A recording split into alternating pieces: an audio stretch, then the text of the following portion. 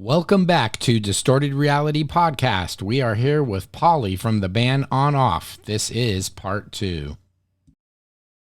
Talking about the festival, and now I want to find out, take us on a little journey to where you were born, and it's like, tell us just the normal stuff, like maybe how many in your family, and maybe some inspirations on how you got introduced to the music, and just kind of take us to just kind of a little tour. And you can say whatever you want to, and I'll interject when I can. Right, well, I'm from Dublin, Ireland. Okay. So, a lot different from California. Yeah. How long have you been here? I came here, 10 years ago. I came here with the band. Okay. OnOff. But yeah, Dublin, Ireland is a beautiful country in Europe. It's the west.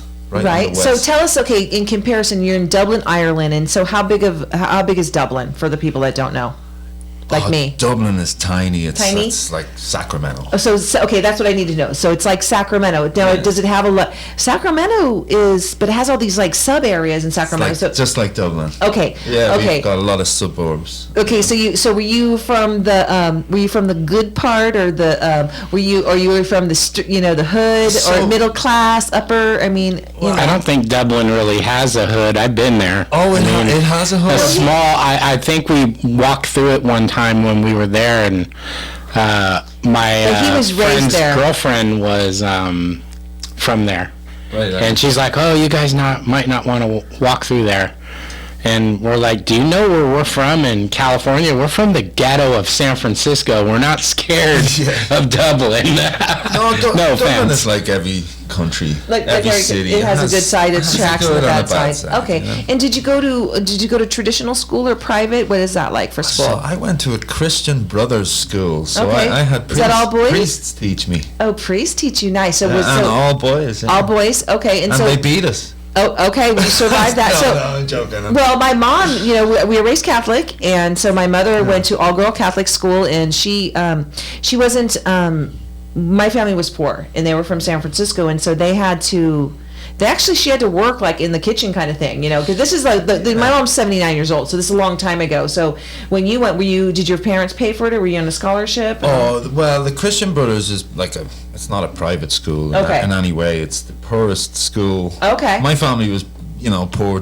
Most people in Ireland are working poor. Class. Working class, maybe not so much. The Celtic Tiger was a thing in Ireland, and in like the early 90s, a lot of people got work, but in the 80s, there was a lot of poor people that didn't work, Oh, okay. So it's just a tiny little island. So, the Celtic Tiger brought a lot of businesses like Apple and Google and these world companies. Okay. So a lot that changed. Improved things. Yeah, okay. It changed then, All right. So the first time you were introduced to music, were you in grade school, high school? Like where's your love and passion? Is it from your family or just on your own? St. Patrick's Day.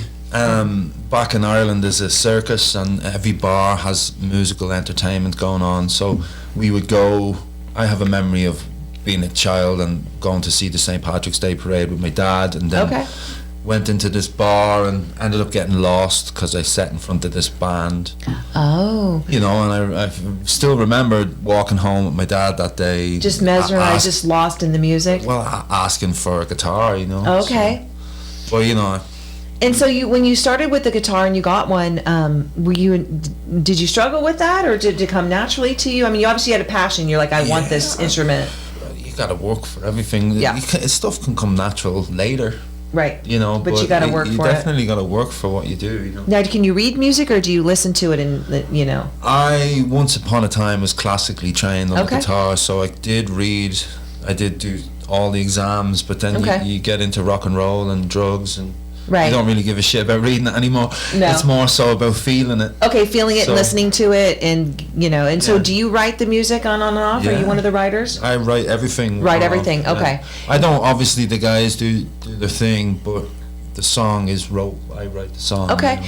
And so when you're writing it, were you always a singer, or did you discover that you had a voice and it's just kind of evolved? How did that work? Because you're a guitar player first? I just, in Ireland, if you don't have a party trick, every kid is like, your dad or your mom is like, hey, get up and do your party trick. Okay. So, my party trick, there's a big contest in Europe called the Eurovision.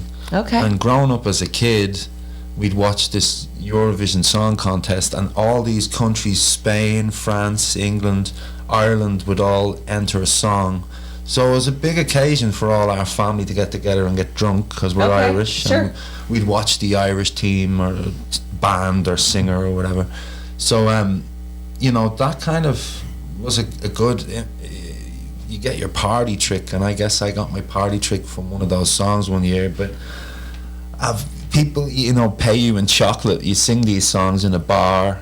Oh, okay. You know, it's when you feel like, fuck, if I don't know if I No, you can cuss. totally you can cuss. cuss. Yeah, you, big time. You feel like, you know, I'm 5 years old and I just sang a song and they gave me a bar of chocolate and £1, which is $1 or whatever. Okay, and you're feeling like $1 million bucks. I You're can like, make money from this. yeah, So this is a good gig here, you know, and I'm getting candy and I'm getting, you know, money, and also you're getting that's when you first got a taste for that attention, right? That love, that, you know, that applause, you know. I don't know. It's Ireland is, like I said, it's this jolly old country that's Okay. when I grew up, I'm in my 30s now, but when I grew up in the early 80s and early 90s, it was okay for kids to be in a bar when right. your parents are drinking, and the kids could stay there till like 11 o'clock at night, you know. I'm much older than you, and when we were growing up, we would, you know, the bar, as long as, you know, but back now, if there's food, it's okay for a kid, but back then they would, like, there's pretzels, okay, that's food, you know. Actually, the way it works is if you make more than 50% of your income on food, you can have kids in there. Right, I mean, that's how it works now, but No. we're talking when I was a kid, if they called pretzels, and that was, I could be there, you know. Oh, if they sold whiskey in Ireland, as long as you bought it, you could bring your kid, you know? Yeah. As long as you purchased at the bar. you Okay, can bring then it your was own fine. beers. But here, like even in the Silver Dollar, it's great. Sometimes the kids get to stay, and we start the shows at 9 o'clock. So the kids, if they're in there for dinner at 9, They get to stay? They can watch a bit of the show, which I love that, because that's where I got my influence from with music, Yeah. was being at bars and feeling that energy from this room that's vibrating from...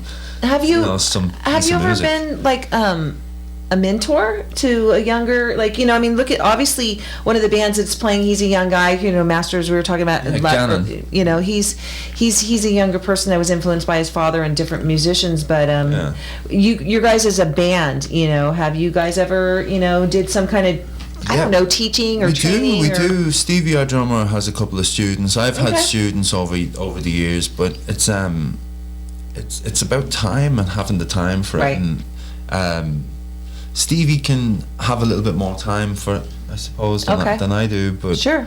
I love teaching. You know, when we have the shows, and we have some all ages shows, Mm-hmm. we allow the kids. Stevie especially allows all the kids to come up and bang on his drum kit Oh, after really? the show. That's nice. Sometimes we bring kids up on stage and we'll hand them an instrument and Let them just do their thing, maybe play if they know your music, or... Green Day was a very influential band on us as grown up. I'm not saying that we sound like them, but you know, I always admired Billy Joe bringing up people from the stage. My from son, the crowd. yeah, my son Jesse, that was his first. I didn't even really know about Green Day. That, I mean, I knew a little bit, but I was raising kids, and I was in, and I think he was 9-10 years old, and you know, this lady's like, oh, you know, get these tickets, and I'm like, I cannot believe he took my 9-10-year-old to a Green Day concert. It was pretty crazy. You know, he's like, Mom, that was the best day of my life. Yeah, You know, he's 27 now, so you know, it was nice that he got exposed. It's you know? a great show. Those guys are certainly amazing entertainers, but when they were young and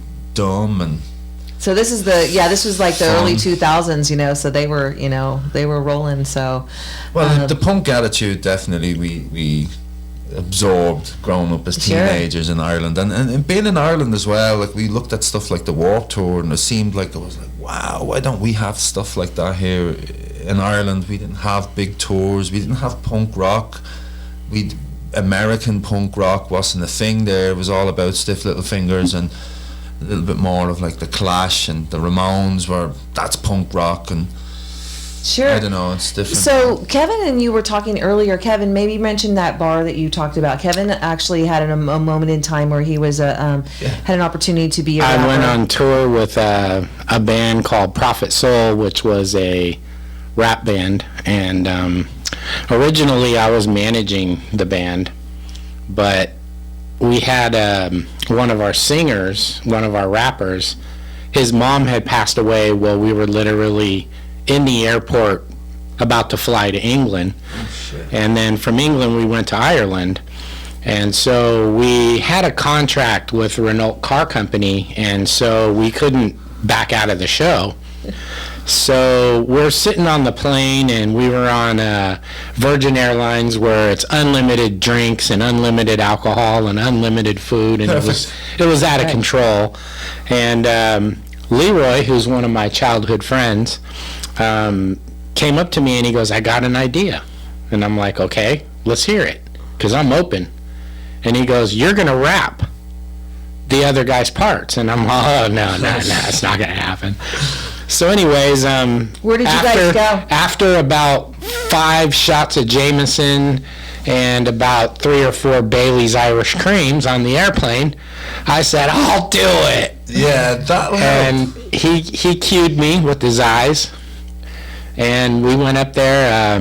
Where did you go, though? That's what I want you to talk about. That the was venue. the Temple Bar Music in Dublin. Okay. Temple Bar Music Centre, yeah. The place is amazing. It had this underground kind of like backstage studio rooms for us, and we're walking, we're looking around, we're like, this is, our dressing room is bigger than the clubs that we've been playing in and stuff. And then I'll never forget, the guy comes and knocks on our door, and he's like, "Hey, your supper's ready." And we all look at each other, and we're all, "Supper?" And he's like, "Yeah, I got food, for you guys." And so we go back there, and this big spread of food and stuff, and they take care of you. It was really cool, After we were finished, we did and 2 nights in England, and then 3 different nights in Ireland, and then there was a band that was there. I can't remember the name of the band, but they were like super popular band, and they kind of played the music, and we kind of rapped our lyrics over the stuff. It was an experience. So what I wanted to ask about is that, have you, obviously you've played there before? Yeah, I've played there for years. Yeah. Okay, so tell us about the history of, so obviously somebody from America could come there, right? Well, it's called the Button Factory now. Okay. But it probably holds about 500 or 600 people. Okay. It's just a nice little club, Yeah. I do that backstage room downstairs. I've had many a night down there, fucked up, and a buddy of mine broke his tailbone down there one night, slipping off the back of one of the leather couches, and I have that memory imprinted in my brain as one of the most funniest things I've ever seen. Right, you're like. I just remember also having beer taps, Guinness taps. Yeah. In the dressing room. Yeah. So is that normal? And not for America, it's not. They're like, "Here's your 2 drink tickets." Yeah, in Ireland, in some places, in the Pint, which is probably some 02 cents or 3 Arena or some shit. Okay. But it used to be called the Pint, and in the backstage room they had taps. Okay. But so let's talk about some of the clubs. Okay, so what's the biggest venue that is in Ireland? Croke Park, which is the big stadium there. I've played it. I haven't played it with OnOff, but I played it with someone else. Okay. But that place holds about 90,000 people. Okay. So tell me, so you go from that one experience, you're little and you're like, okay, I want the guitar, and then how did you form the band with OnOff with your friends? They're all from the whole band from Ireland? The whole band's from Ireland, yeah. Okay. Because you guys left your home. Yeah, well, we left it before we came to America. Okay. But we were touring Europe for 5 years before we came here. Wow, so would you just like living out of your truck? No, we had an apartment in Cologne in Germany. Okay. So that was our HQ, and then we traveled everywhere from there. Okay. But we did in Europe pretty much what we're doing here in the States. We got our own touring rig, our trailer, all the backline, and released some albums. But OnOff were a band before I joined, and Stevie, the drummer, which is still the drummer now, sure. But we were best friends. We lived in a house together in Dublin City, and I was in other bands, and Stevie OnOff got a tour with a band called Fall Out Boy. Okay. I don't know if you've ever heard of that. Absolutely, I have. Yes. Yeah. And so OnOff at the time were a trio, but the original singer wasn't that good on the guitar. He wasn't that good at anything really, but he could. But write, he was a good guy. He was a shithead, but he could write some good punk rock music. Okay. And at the time we were really close and good friends. But Yeah. he kind of had a Jekyll and Hyde. Okay, that's to be expected Character sometimes, about right? him, yeah. A lot of musicians do, though. But it's still, I would still break bread and Yeah. have a beer with the guy. But he kind of did us dirty at one point when he left the band. Okay. But long story cut short, Stevie asked me to come and do the tour with Fall Out Boy, and I will pay you. And I was like, you know what? If you can hook me up with a bag of weed and some whiskey That's good enough, and right? drink and smoke it with me, and off we go. So we did the Fall Out Boy tour, and then I was just playing lead guitar and doing backing vocals and stuff. And then they asked, you know, can you help with the album, which was going to be the third album. Yeah.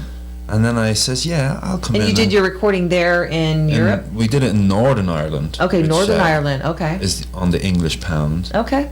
So it's all Queen up there. Yeah. But anyways, Absolutely. you know, when they showcased the album, the third one, I liked some of it, but I was like, you know what, can I write something? And they went, yeah. So I ended up writing everything but one song on the third album. Okay. And for a guy that just joined the band, I don't think the lead singer appreciated the fact that fucking some guy just came in and rewrote their third album. It took him a minute to get. That's a lot for the ego to handle. Not only did you say, can I do it, you actually did it. Because Well, sometimes people say, can I, and then they just suck. You Yeah, actually did well, the whole thing, you know. That's You know, amazing. we did it together. Of course, but you... It was my but you were idea. flowing. You know? You were flowing and jiving together, you know. Yeah, well, I think he dipped out because we released that third album in Europe. We ended up, you know, shifting 120,000 copies. Nice. And we were on the cover of magazines and Nice. headline festivals. And Had a all, couple fangirls out there loving. Yeah, all Yay. that dumb shit. But the point is that when we went to do the next record, the stuff I was writing, he didn't really. I don't know if he could do it, or if it was the fact that did he want to do it. Right. Instead of staying in the band, he ended up not showing up for a tour. Oh. And we decided to do that tour without him because I knew I wrote the song, so I could sing it. You know, Yeah. I could do it. So we did that tour without him, and it was one of the most successful tours we did in Europe. So Wow. But you had recorded the album with his voice, and then both our voices. Okay, yeah, both. But then when you did it live, people were like, well, the drummer sang my parts, and I sang his parts. Okay. And that's what we did. And you know, but we don't do that album. We don't really play that album Are you- anymore either. This is Yeah. like when we were Sure. in our so every teens, you every know? once in a while, you. So tomorrow, when you okay, take it a full circle just to finish this conversation. So you're in Europe. You're on your third album. When do you get to California? Well, Or did you end up in another state before you came to California? no, California was the first stop. At the Sutter Buttes, Really? smallest mountain range in the world. Love the right? Sutter Buttes. So we lived in Sutter, and we kind of. You gotta have a gun out there. Oh, you do. You need a gun, but you know, We got your six here. You need it in the always. whole but state now. we made so much noise in Sutter that everybody was getting on their bikes and whatever kind of fucking contraption they had, because Yeah. a lot of people have cars without doors and roofs. Sure, And that's sure. Sutter, it's great. But or they're on quad bikes or motorbikes or whatever. So we'd rehearse in this little garage in Sutter on California Street, and then because there was so much noise, all these people would come, and we didn't know whether they were meth heads or just pot heads or just Yeah. normal people, because they fucking So you actually potentially could have been like mugged, but you're like, the music brought you together, you know? They're like, okay. We fell in love with Sutter. Eventually, when we got to know all these people, they made us feel like family, and we probably would have been back in Ireland with our tail between our legs if it wasn't for the people of Sutter and Yeah. taking us in and feeding us. Yeah. So strange, but our first show here in America was on, I think, in the garage, the mechanic shop at the top of Sutter in California Street. Okay. So, and we did this show there for free, and I think like 300-400 people showed up. Wow. And it's like, you know, because the noise you generated in this little community for a couple of months, it definitely. And they needed something to live for too. Like you just brought everyone together and. Well, wait, take us. What year is this? Where is this? This is 10 years ago. 2013. Probably, okay, 2013, 14. You know? Okay. So, but we did it Europe, and like I mentioned earlier, we, you know, shifted over 100,000 copies of an album that. As an independent artist, and so you're not signed, you're independent. Yeah, you're your own people, you own your own stuff. Yeah, good. Absolutely. Well, that's how you make money. Yeah. Do you do this full time? Are you full time? So, well, I have my job with $1, but I'm entertainment, music is so you're doing that, but prior to that, you know, I didn't know if you were like a chiropractor or what. You know, I mean, no, but does everyone in the band do music full time? Yeah, well, okay. Steve, like I said, Steve, he teaches, and so he teaches. You know, Dave, we all work. You know, you're only as good as what you can do for your own career. Of course. And then you have to pay people to do the rest. So yes, absolutely. The more you can do yourself, the more. So, do you record locally? You guys have your own equipment? No, the album we're going to be releasing this year. We recorded with Brian Wheat from Tesla. Nice. We love Tesla. Yeah, and we did it. It was the last. Wait a second. Did you stay with them in New York? Yeah, I went to New York. So that's my girl. Okay, so Monique. She's my. Okay, so amazing woman. So she has this thing, Monique. Now, Monique, you have to watch my podcast, okay? Because I got jumped into the Pad Thai gang. Okay, so it's Monique, it's Lisa, it's Janet and Janice. Okay, and then they jumped me in and. Gary Holt from Exodus, okay, he does these when he's on tour in between. He loves to do memes, okay. He loves to like edit these your face into some strange body or something, right? And so the Pad Thai gang is like, I guess, gangsters, okay? So I remember when he put up the picture and I'm like, oh my God, I'm in, because he he put my face on some gangster chick, you know, but I was watching you, like, I didn't know it was you though. Yeah. I mean, when she did all her Insta stories, you know, and she would go live and you're sitting at the table and. Well, I can't even. She's always doing. Summer, it was the summer before that, but we were out in their house in Texas too. Yeah, lovely homes, and they're lovely people. Most of the time she does her dogs, but every once in a while she'll put some people in her stories. Yeah, no, Brian is great, very influential. We worked with Brian for about a year, and it was great. But it was the last record done in the studio here in Sacramento, so there's a bit of history with that, you know. Yeah. A lot of records were cut in that J Street recording studios, but yeah, he sold it during that process. He did, yeah. And that's when they moved. I didn't even know. See, I just knew. I remember meeting for dinner one time, and they said, "Oh, they sold the building," but I wasn't getting into people's business. I didn't realize it was recording. I just thought they like lived there or something. I had no idea. I love Brian, and me and him are very similar dudes. But he asked me to pack up all his guitars, and he trusted me to make sure. Yeah. They were all packed up right. He drove all his stuff with his high school mate from Sacramento to New York. Yeah. He drove it himself. So he hired me. He hooked me up with some stuff, and he gave me an amp and he gave me a cool bass.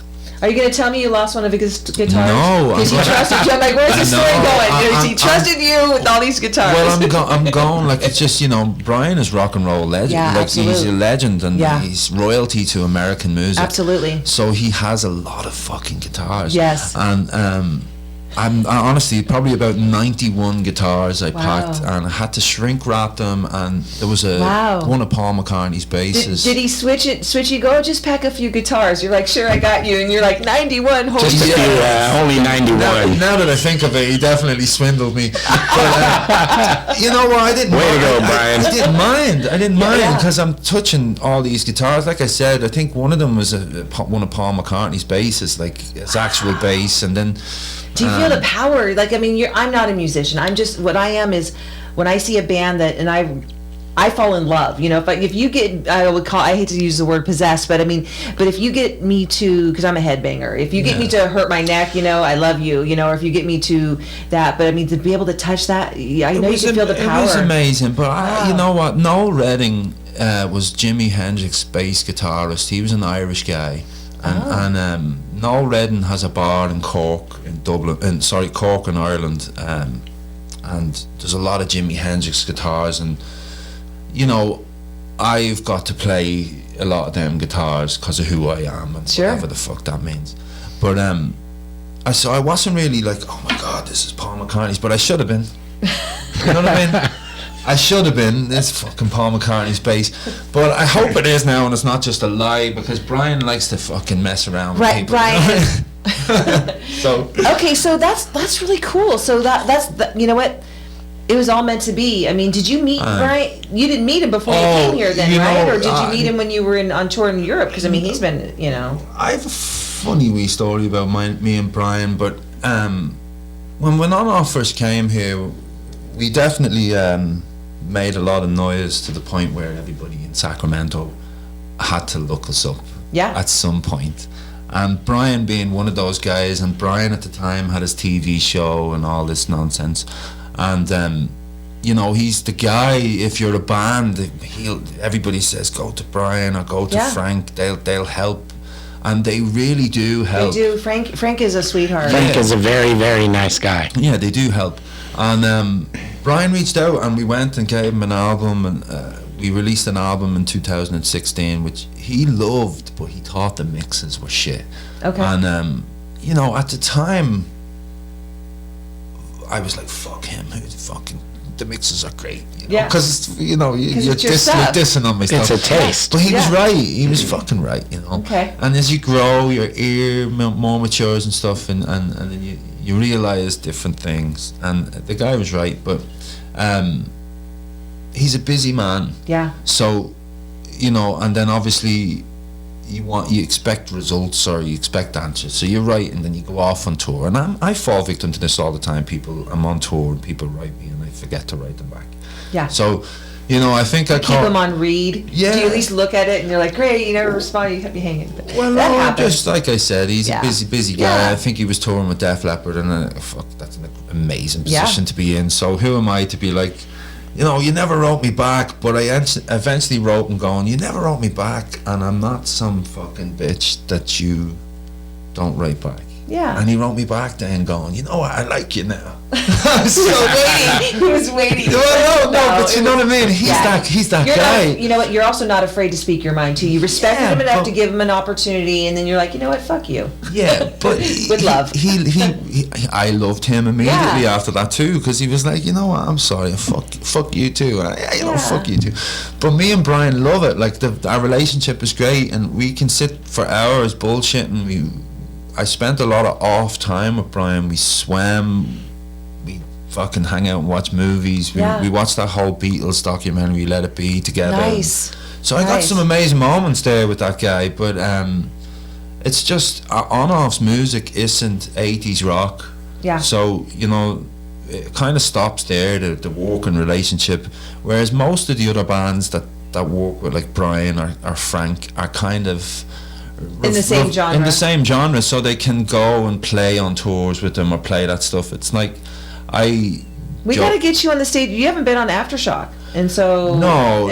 You know, they have the local. They still haven't booked the whole thing for this coming year for as far as the local stages. You know, and I know there's a process there. Yeah. I mean, I'm sure you have contacts. No, I don't, and it's funny because I have contacts for media, but we never really bothered with Aftershock because it's like, you know. Well, the local stage, okay, the big thing, but it's the one to get onto the locals, you know, which is kind of cool. That's where they do tend to get the what they're doing now is a Twitch TV thing. Yeah, so it's just nonsense. It's kind of like a was it like contest, I guess. I don't it's know. Like a battle of the bands. Forget that. The more viewers you get, or whatever. No. It's like the whole YouTube, Instagram, Facebook. Okay, I'm sorry. Like no, thing but that's where okay. But I'm more of a natural guy. Everything we've done, it's never been a difficult process. It always happens for a reason. And if we've played some amazing festivals all over the world. Yeah.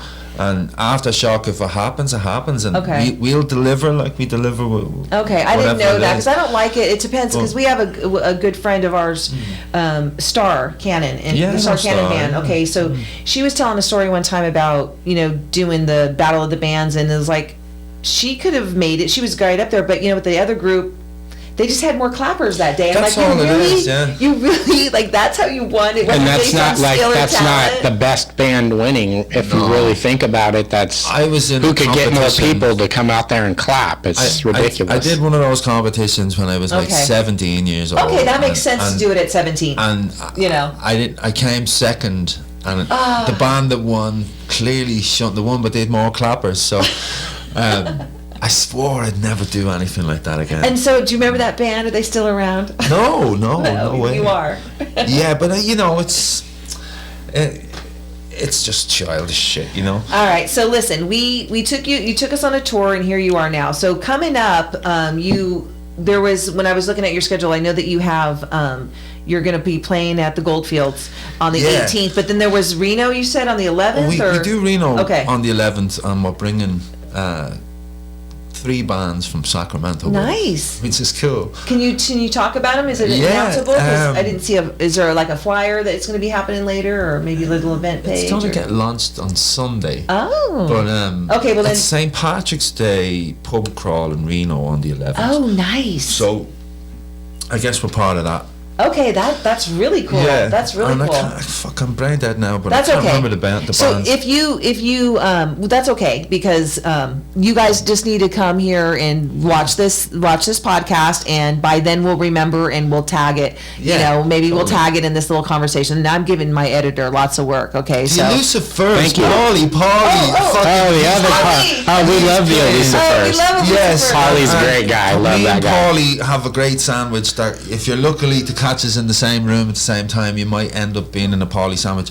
But Oh my God, how cool! So the Elusive Furs is one of the bands. Sorry it took me a second. That's okay. And I then, kinda put you on the spot. It don't matter. As long as the Elusive Furs got a mention. that's all Yeah, that fucking absolutely. matters. That's all that matters. We love Paulie, and he's a very humble guy. Yeah. And so yeah, well, so here we are. We're gonna wrap this up, and before we do, we're just gonna mention one more time. So OnOff on Instagram, and give us our digits on that. All those things. All those I things. hate social media, so Do you know run what? your pages, or do you have we one have- of the other band members do it, or you all tap in a little bit? We all tap in, yeah. Okay. But it's poison. It's a poison. Our next album is all about how much social media is poisoning you. Oh, I'm gonna love that already. Yeah. I honestly really? believe that it's the decline of Western civilization. Yes. With people, you know, one thing that kind of kills me is we have a YouTube page, and without 1,000 one subscribers, last they won't let you go live. Yeah. Yeah. You know what? Stuff Yeah. like that's Silly. ridiculous. And we're a 30-year-old reality show. We were doing reality TV in 1991. Okay, guys, we're live real quick, and we're going to be ending this interview. But just to recap what we were just talking about, I got Paulie here from OnOff. We got cameraman Kev. We got Shell here, and you know, back in the day when they first started the hashtags, I didn't really understand what the hashtag was, and then I had all these likes on this one page, and then I just kept deleting my profiles because it was like a bunch of fake bots, and I'm like, I don't need you. But so yeah, I guess apparently to be somebody on the grid, you gotta like do all these things. So this is our little social media thing, and I Yeah. feel such an honor that I got to know Paulie from OnOff, and I'm, you know what? Just a little, right? Just a little bit, and just, you know what? I'm just going to listen to all your music, okay? So we Nice. didn't even really highlight, let's do this real quick before we end.